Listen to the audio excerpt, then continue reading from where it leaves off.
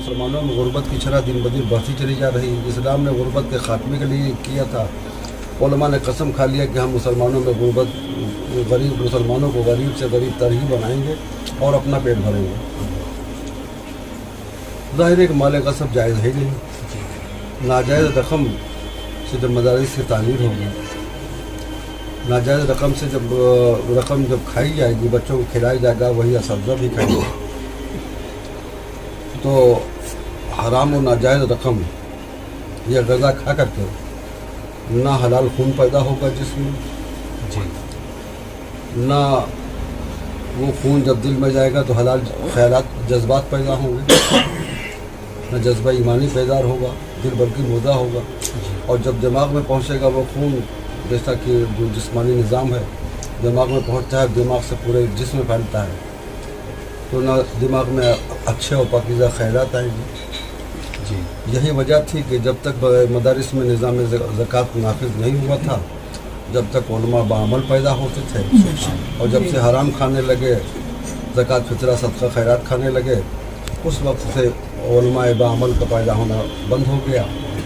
اب جیسا شاگرد ہوتا ہے ویسا استاد ہوتا ہے, جیسا استاد ہوتا ہے ویسے ہی شاگرد ہوتا ہے. استاد نے اگر 100 قدم آگے بڑھائے تو شاگرد جو ہے حرام غذا کھا کر کے وہ اپنے استاد سے 400 زیادہ اور آگے بڑھنے کی کوشش کرتا ہے. اور دارالعلوم اب ایک بزنس بن گیا. یہ حرام غذا کی دین ہے کہ دارالعلوم کو لوگوں نے دھندا اور بزنس بنا لیا. چھوٹے چھوٹے گاؤں میں ایک چھپر بنا کر کے اس میں چند بچوں کو, مکتب کے بچوں کو بٹھا کے دارالعلوم کا بورڈ لگا دیا گیا, اور پمفلیٹ, اشتہارات, روداد, رسیدیں یہ سب چھپوا کر کے ان کے موصلین پیدا بنا دیے گئے. اور موصلین کا یہ حال ہے کہ انہیں کمیشن پر مقرر کیا گیا, تو بسم اللہ ہی غلط ہو گئی, یعنی غلط پر غلط ہو رہا ہے. 50% جو ہے وہ ان کا کمیشن ہوتا ہے. جو زکوٰۃ حاصل کرنے کے لیے شہروں میں دوڑ لگاتے ہیں, 50% پہلے ہی وہ لے لیتے ہیں حقدار نہ ہونے کے باوجود بھی, اور 50% میں بھی اخراجات وغیرہ بتا کر کے وہ لے جا کر کے مدرسے میں دیتے ہیں. جو صدر صاحب, سیکرٹری صاحب, خزانچی صاحب کی نظر ہو جاتا ہے. تھوڑا ہی سا پیسہ ہے جو کسی طرح سے مدرسے میں معمولی طور سے. دیہی علاقوں میں عالم یہ ہے کہ وہاں اس کی کوئی ضرورت ہے ہی نہیں. دیہی علاقوں میں غلے کے زکوٰۃ کے نام پر غلے وصول کر لیے جاتے ہیں, وہی بچوں کو سال بھر کھلایا جاتا ہے. یہ جو رقمیں آتی ہیں یہ علمولیوں کے پیٹ میں جاتی ہیں, جن سے ان کی بلڈنگیں تعمیر ہوتی ہیں, بینک بیلنس ہوتا ہے, گاڑی والے ہو جاتے ہیں. ہمارے ہندوستان میں جب سے مدرسوں کو ایڈٹ کرنے کا طریقہ حکومت کی طرف سے ایجاد کر دیا گیا, اس کے بعد اس کی بھی ضرورت نہیں رہے گی. کہ بڑی بڑی تنخواہیں لوگوں کو مل رہی ہیں, اس کمیشن میں رشوت خوری کا سلسلہ چلا. وہ ایڈٹ مدارس میں ایڈمیشن کے لیے, داخلے کے لیے, تقرر کے لیے, اور کئی لاکھ روپیہ علماء کرام جو اچھی طرح سے جانتے ہیں کہ زکوٰۃ دینا بھی حرام ہے, لینا بھی حرام ہے. مدارس والے بڑی دھڑلے کے ساتھ, پہلے تو یہ لعنت کالجوں میں نے دیکھی تھی زمانے طالب علمی میں, لیکن جب مدارس کی دنیا میں آیا تو اب یہ دیکھ رہا ہوں کہ مدارس والے بھی دھڑلے سے زکوٰۃ لے رہے ہیں. انہیں حلت و حرمت کا احساس ہی نہیں رہ گیا. اور حلت و حرمت کا احساس کیسے ہو جب رزق حلال ہی نہیں جسم میں. اسی لیے اسلام نے سارے عمل کا مدار رزق حلال پر رکھا ہے. اسلام کی سب سے پہلی شرط رزق حلال ہے. رزق حلال ہے تو نماز قبول ہوگی, رزق حلال جسم ہے تو عبادات قبول ہوگی, رزق حلال ہے تو آپ کا حج قبول ہوگا, رزق حلال ہوگے تو آپ کے سارے اعمال نیک ہوں گے. اور جب رزق حرام کا دورہ ہے تو کہاں سے اچھے جذبات پیدا ہوں, اچھے احساسات پیدا ہو, اور برائیاں دور ہیں. اس وجہ سے برائیاں بدترین انداز سے بڑھتی چلی جا رہی ہیں مدارس کے ذریعے سے.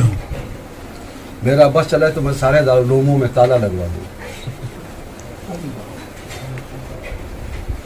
ایک جامع ازہر, ایک کیرالہ کا مرکز الثقافہ